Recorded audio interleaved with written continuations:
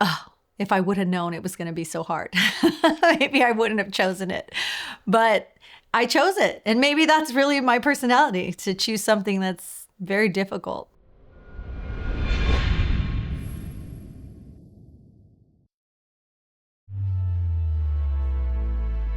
How are we doing today, Susie? Good, very good. How's the family? Todo bien, todo bien. The kids are in school. That's always a good thing. Getting up in the morning is always a challenge, but What does family mean to you? familia, love, patience. You know, I think that communication is so important in a family, and it's hard to do. I realize that mostly with my daughter. Just trying to figure out what the best way to communicate with my kids and making sure they know that we love each other unconditionally. That's what I think family is, loving each other unconditionally. Take us back to the early music days of yours. Right. Well, I mean, I started playing violin when I was 6 years old. My mom, I went to a private school, and they, came in my school. I kind of hardly remember this, but my mom said that I came home and said, I want to play the violin. And oh, if I would have known it was going to be so hard, maybe I wouldn't have chosen it. But I chose it. And maybe that's really my personality, to choose something that's very difficult. Because either I wanted to challenge myself, who knows? At 6 years old, what do you know? So I started to take lessons, private lessons, because you would be able to be in the orchestra in that school in upper grade. So my mom started taking me to lessons, and I think like that was the ultimate sacrifice. My parents were not musicians. They didn't know anything about music except all the music that we always heard in the house. They were fans of jazz, and they were fans of opera, and they were fans of mariachi music. And really their love for their culture and mariachi is what shaped, me really. They were Chicanos, and I think for them, the music really took them back to their roots, and they really liked it. It was very social for them. Being a little kid, music was going places, listening to music at restaurants. My parents went to Cielito Lindo, the El Rey, it was called, in Montebello.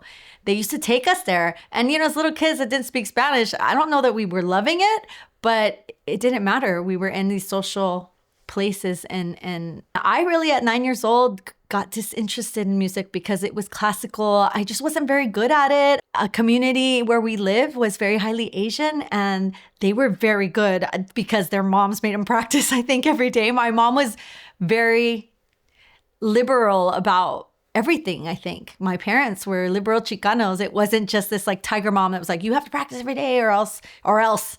They weren't hard on us. They really gave us freedom. And with that, I think shaped me a lot about being a young person, but also being able to decide what I wanted to do and how much time I wanted to put into things, whether that was good or bad parenting. My mom, I made an effort to take me to whatever I wanted to do. And that was kept going growing up. So at 12 years old, my mom asked me, I had not been playing the violin for a while because I didn't want to. I wanted to play softball and do other things. And at 12, she said, your grandparents, I love my grandparents. I grew up right by Dodger Stadium Way. My grandparents pretty much raised me. My mom worked a lot. My dad worked a lot. So I was at their house a lot, and they were, my caretakers, and they also spoke Spanish, loved mariachi music. But for them, anything. I would have, they were like my mom and dad. When my mom asked me, do you want to play for their 50th wedding anniversary with the mariachi? I was like, okay, well, anything. I'll do anything for them. Of course I will. What is that? Like, what am I supposed to do? She's like, I found you a teacher. And I went to my first lesson with this man who spoke only Spanish. And I cried my eyes out afterwards because I didn't understand what he was telling me. And I just was like really sad about that. But I think it really stuck with me too. That moment of like, I don't understand you and you don't understand me and I can't communicate with you, but I really want to do this really bad. So my mom found me another teacher, a woman. Her name was Garciacano, eventually Sobrino. And it was just more comfortable feeling, being with another female. And she was, from the get-go, just very enthusiastic about teaching another young girl, maybe a Chicana like her. She was from Santa Cruz, Watsonville, actually, area. So, I think she may saw a lot of things in her, that her own self, that she saw in me as a young girl. And my mom and her became very good friends and eventually became comadres. But Laura Garcia was my mentor, and inspires me to this day to be a woman, a leader. And my mom did everything she could from the time I was 12 years old to take me to every place she could take me and drive. It didn't matter the lengths of time we had to drive or fly to conferences for me to learn how to play mariachi. I feel like my mom was that pillar of like strength in the family, just for her kids, but also in my whole musical upbringing. But it means a lot to have somebody in your life that is completely dedicated to you and everything that you aspire and dream to be. And I am so grateful. I'm really grateful for her.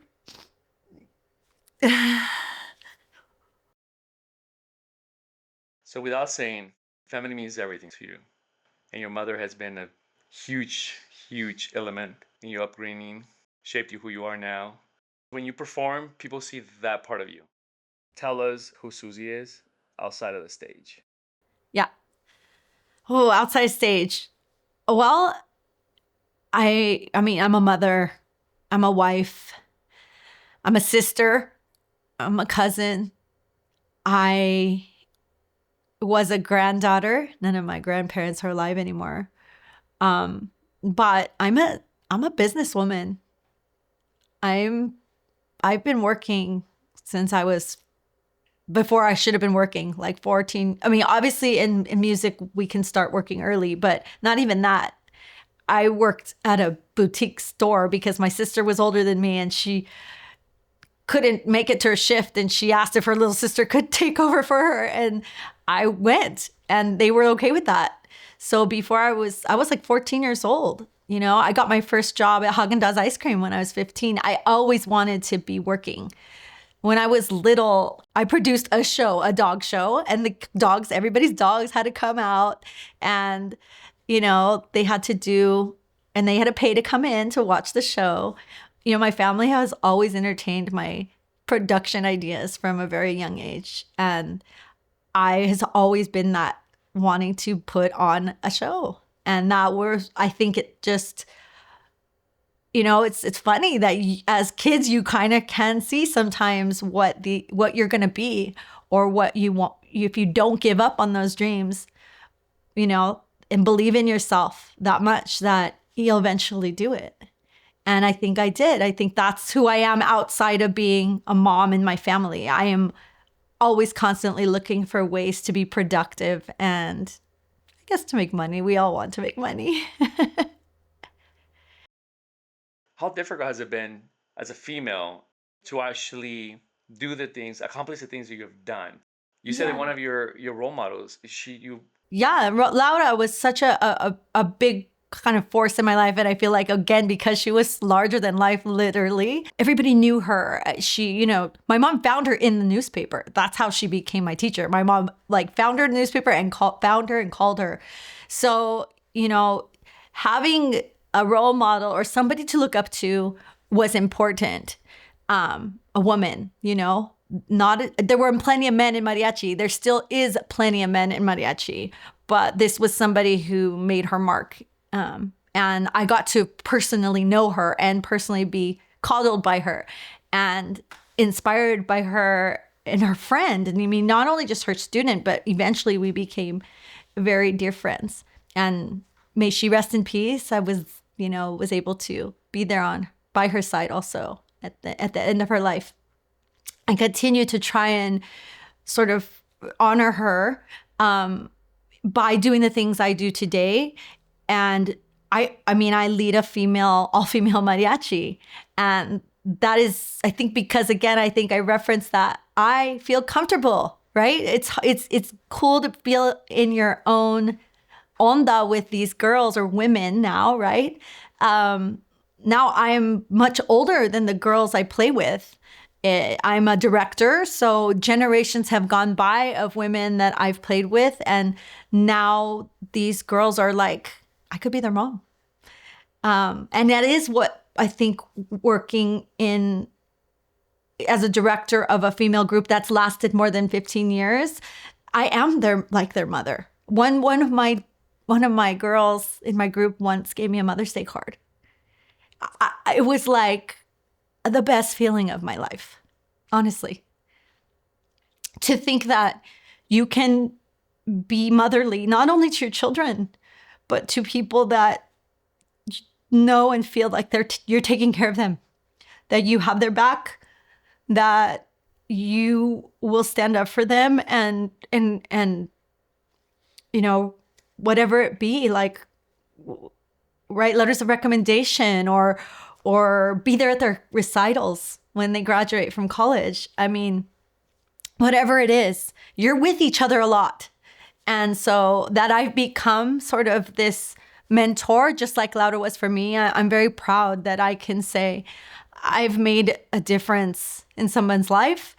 And I am a leader in this community of mariachi music, of production in Los Angeles. Producing at the Ford is also like a role that I'm on stage, and then off stage, I'm also behind the scenes producing and creating moments for people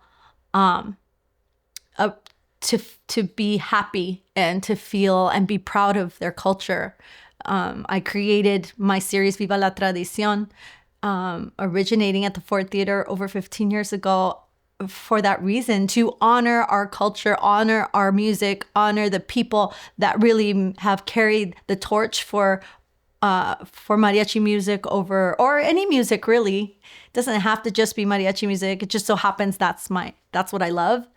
And I'm proud of that. A woman's been able to do that. I feel like other women before me have been able to do that too.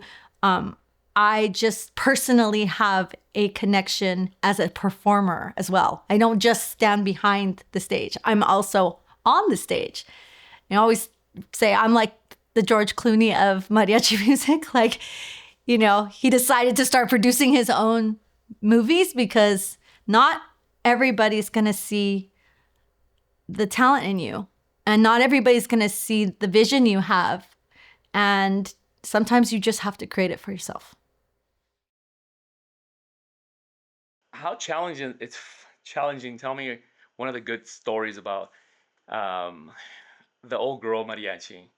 How is that, having all these personalities? Yeah. Give us something good about experiences that you faced. Well, the first all-female mariachi I was a part of was called Las Adelitas. And my friend Lorraine, she wasn't even my friend then, we had played at the Hollywood Bowl together when we were 14 years old. It was one of the first stages I actually ever walked on, which is so incredible, right? Like the first one I get a chance to get on is like the Hollywood Bowl, like people up to the grass and the lights crazy. It was just an amazing experience in 1990. And we met there. Later on, I don't know, many years later, 7 years later, Lorraine broke her arm, and they called me and said, we really need a replacement. We're going to play the Hollywood Bowl in 3 weeks. And can you do this? And I said, yes, of course I can. I had auditioned for Reinas de Los Angeles years before that, and it didn't make it. But I had always kind of been interested in being in a female mariachi. So the Adelitas gave me a chance, And there I was at the Hollywood Bowl a couple weeks later. Another thrilling moment of my life. And from there, I met so many girls, other girls. We were young girls, and we started to perform. We did many festivals, stuff like that. And then our director, we started to have problems.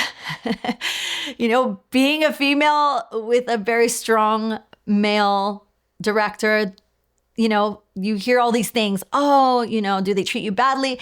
Males in this business, it's not that they mean to treat you badly. I don't think that people are out there with a vendetta against women that they want to, I guess I just have a big heart. I don't want to see that, like machismo, to say everybody's like that and men are like that. I don't really like that attitude, because without men, we need them. And I appreciate all the guidance and the teaching that they've given to me as a musician. However, sometimes, they get a little machista, and they get a little bit mean, and they get a little bit, exigente.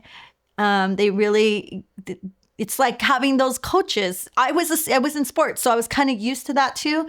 But sometimes se pasan, sometimes they go a little too far, and they can't treat women this way. It's just not right in our culture, even, right? You just can't treat women this way. And I think as young, educated women, I was already at UCLA.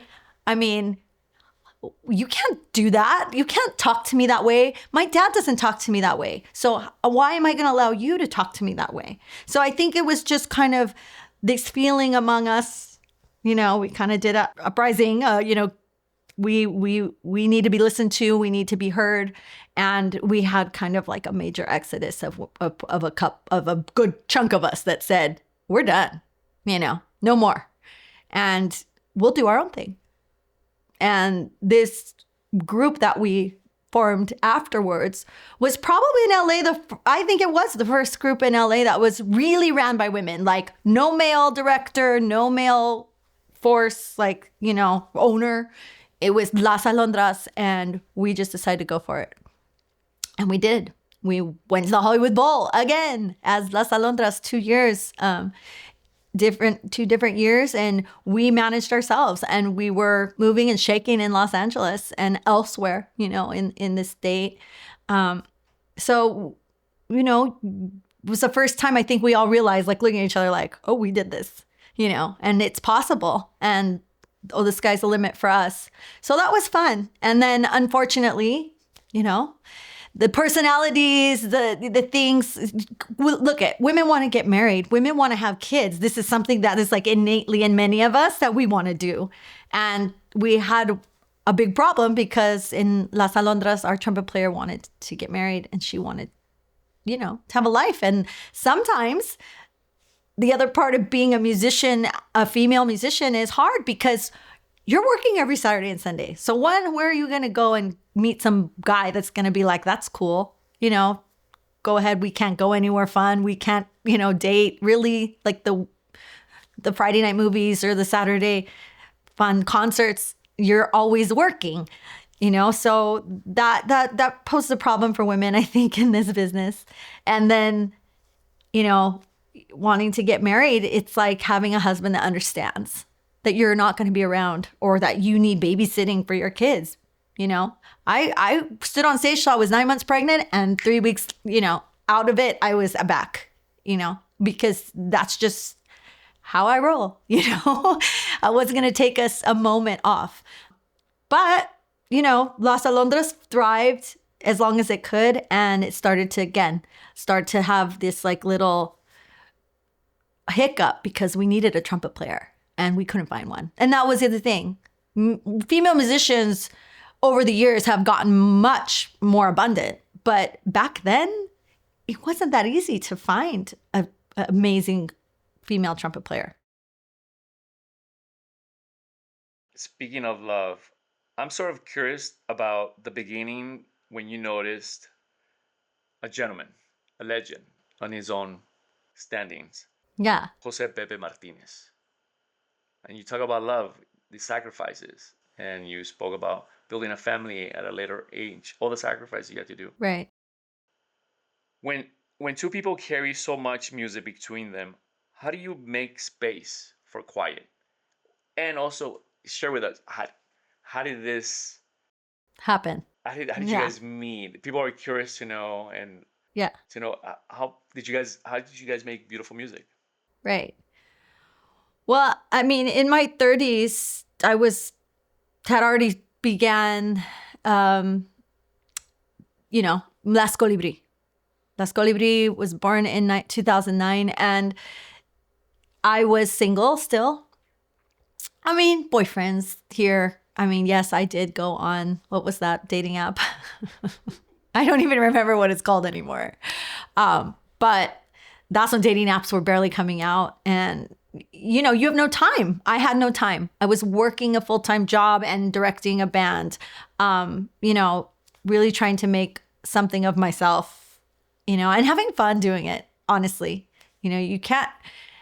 I used to work at a restaurant, and I always said, we take 3 things: tips, tequila, and requests. And you can imagine I had a really, really great time playing and singing and doing all the things I love. But, as a woman, I wanted to have kids. I wanted to be married. And that was a dream. And I went through very many relationships over my life, but it is difficult to be married to a female mariachi, I think, or somebody who's so, outgoing and out there and very ambitious too, right? That wants what she wants. And there's nothing uneducated. I mean, right? I have a master's degree. And I think that being educated also brings a lot of things into this. I'm not a feminist. I wouldn't call myself a feminist, but I do also believe that women need to be able to think for themselves and provide for themselves. So when they do provide for themselves, then where is the space for someone else to come into your life? If you've built this all, right, for yourself.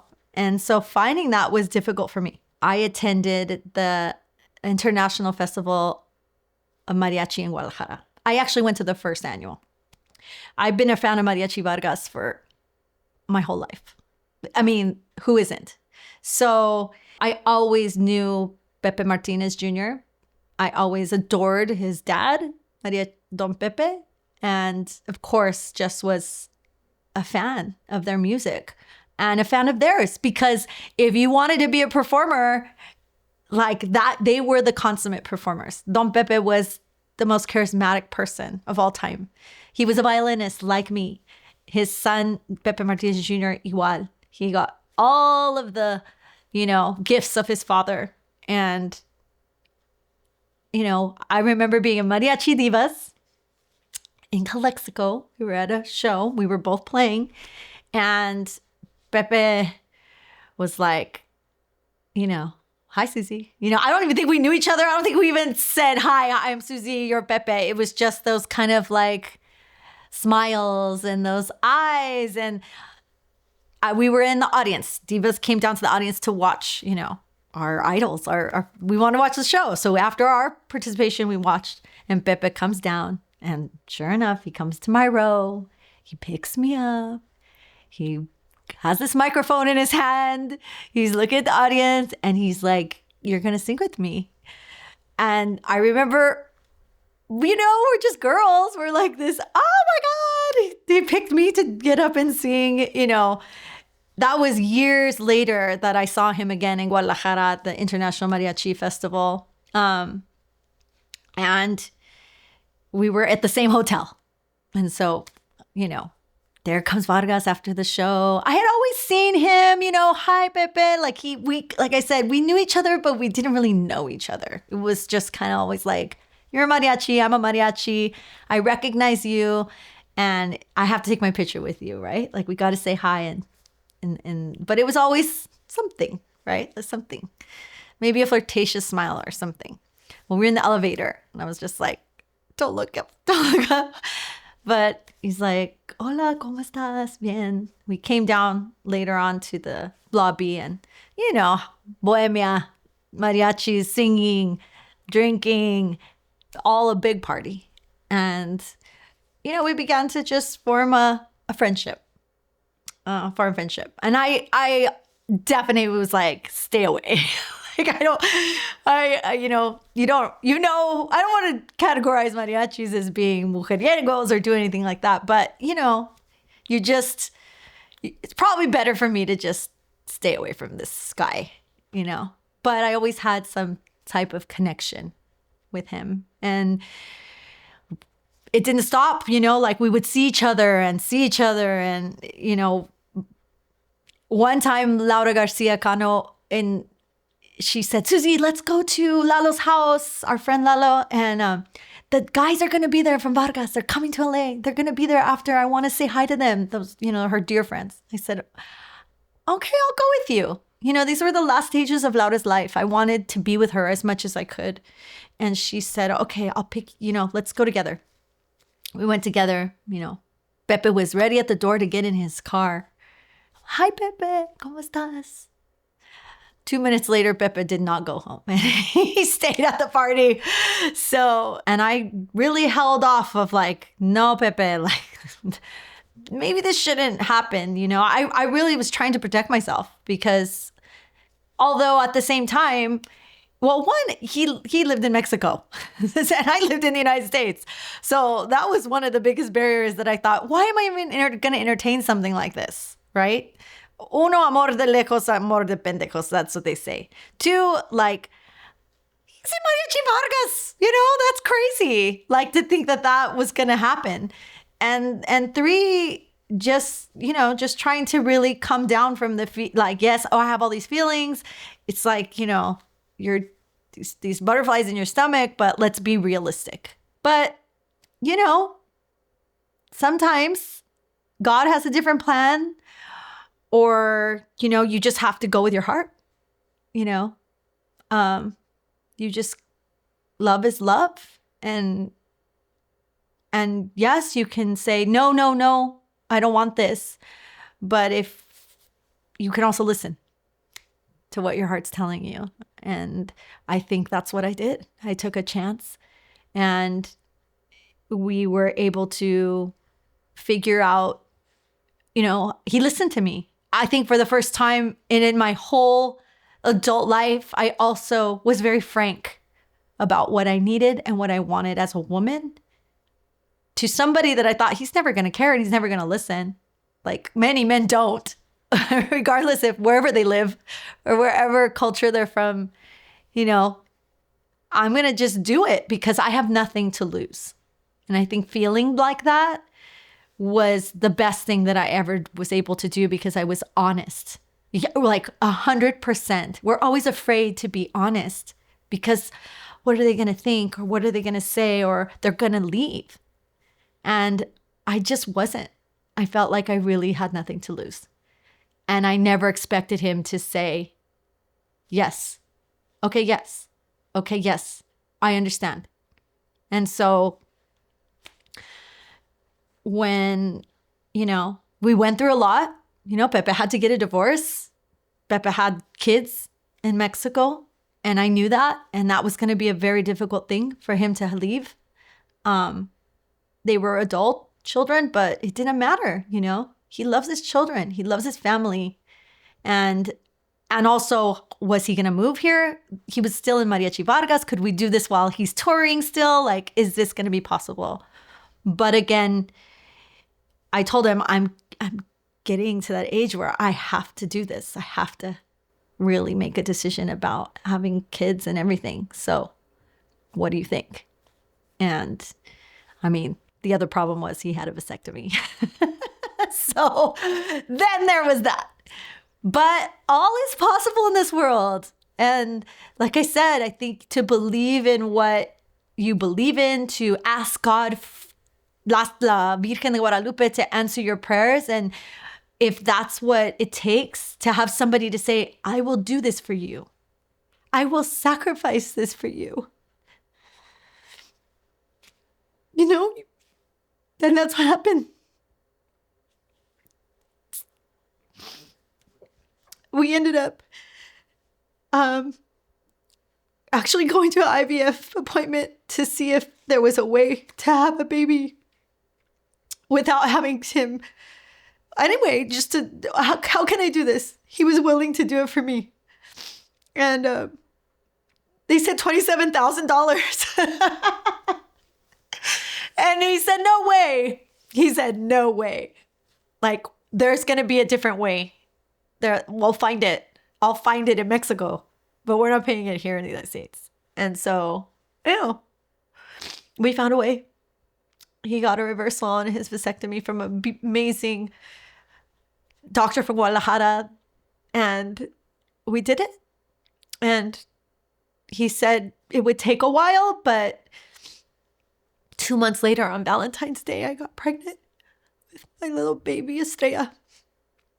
And God gave me the biggest gift in my life. And I thought I was only going to have one baby. Pepe and I got married when I was 7 months pregnant. I didn't tell anybody. My sister's like, what? You're going to get married tomorrow? I'm like, well, we have to. Trump's in office. We got to get him his papers. Like, he has to stay here.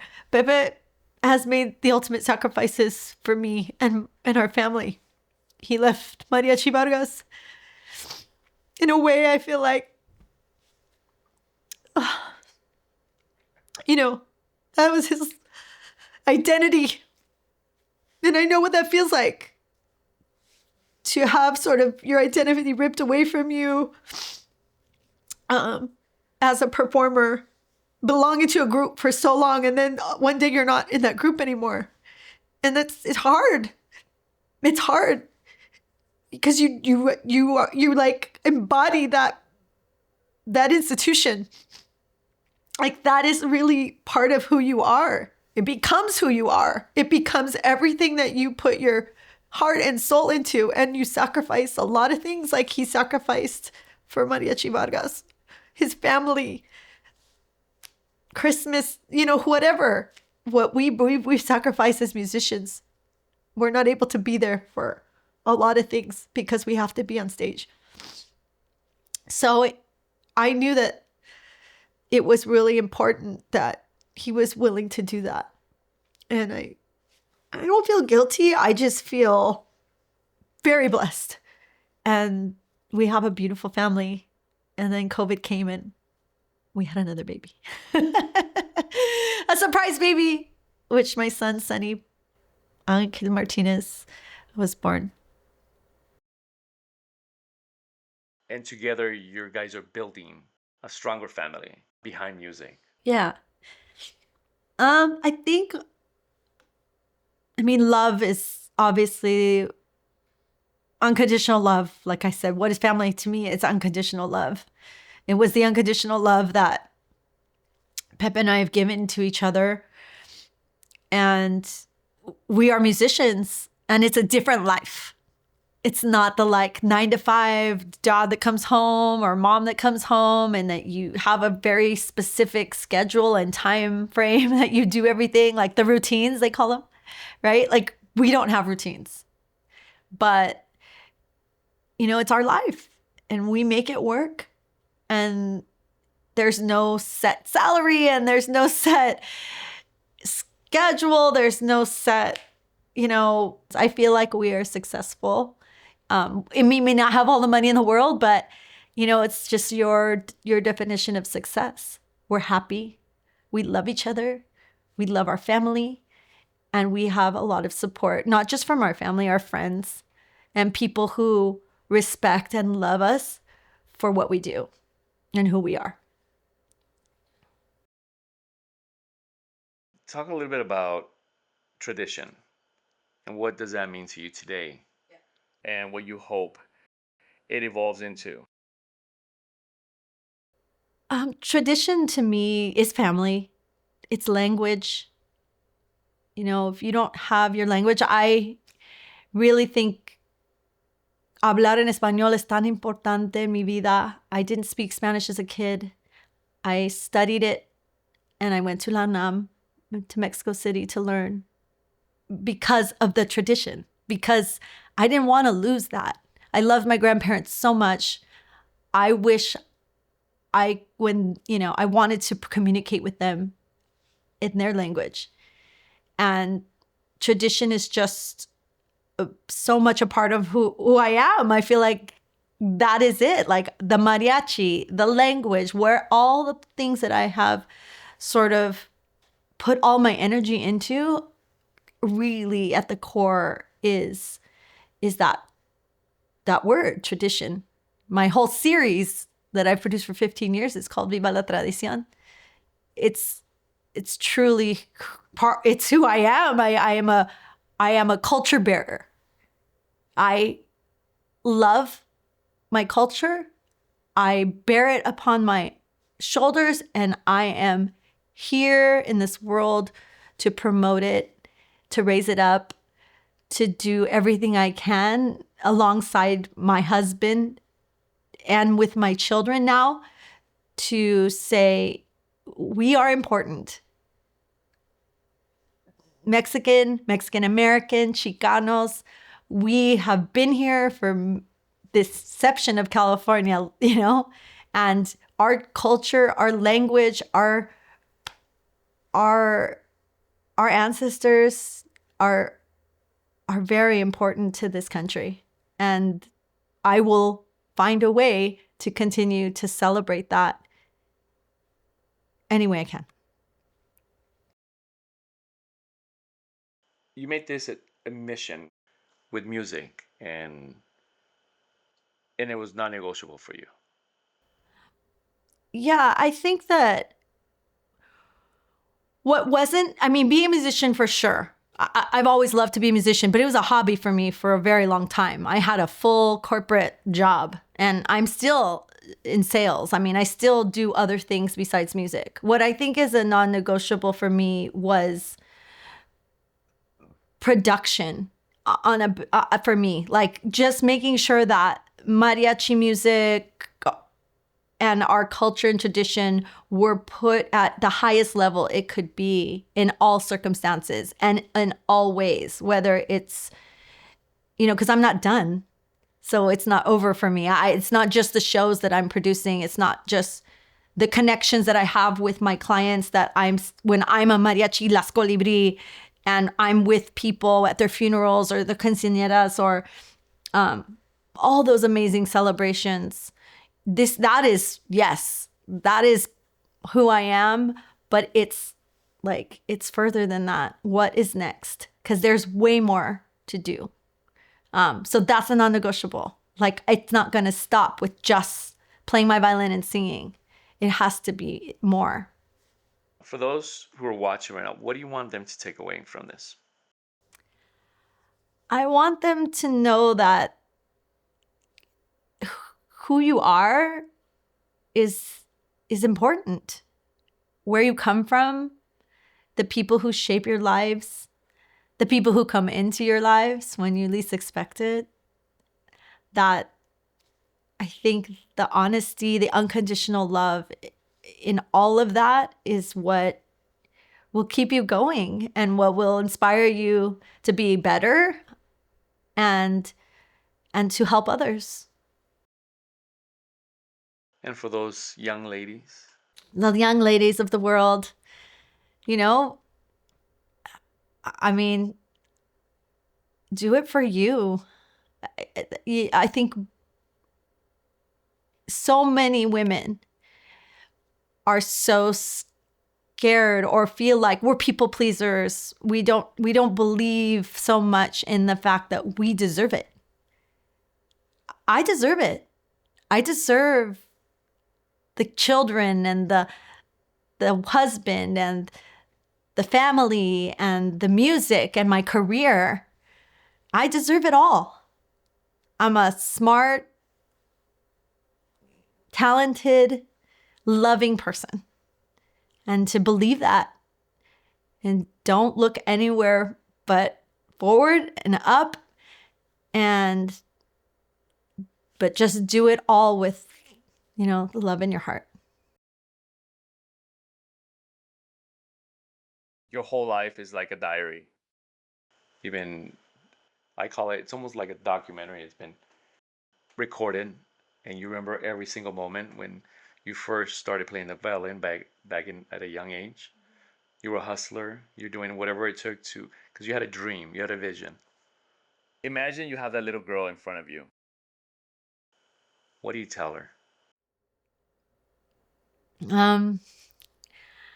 I would tell her it's okay to be you. It's okay to scream. It's okay to cry. It's okay to be passionate in all the things that you believe in. And people may mistake those things. You may be called names. You may be looked down upon for having an opinion or, standing up for yourself. But you'll see that it's the right thing to do. You'll see that you're going to succeed, and you'll see that those qualities are not negative, that you need those qualities to get through it and to be the best girl, the best woman that you can be.